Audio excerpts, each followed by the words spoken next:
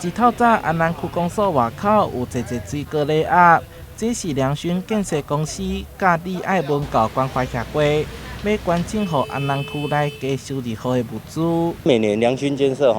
几乎都会做一些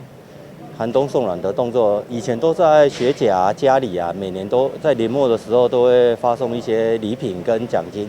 今年已经在安南区已经连续3年了。安南区长魏文贵特别致电感谢状，予民间企业及团体的代表，希望会当借此抛砖引玉，予经济弱势会当得到社会各界关怀协助。本次呢，一共有350几户受惠啦那借由连结呢，来关心这些弱势。那今天呢，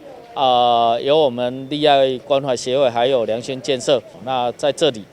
感谢我们大家的爱心，来协助我们这些弱势能够过好年。一盒水果礼盒2600块的红包，予经济困难的低收入户2年前感受到温暖。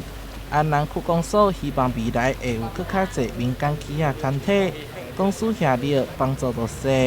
台南新闻社会采访报道。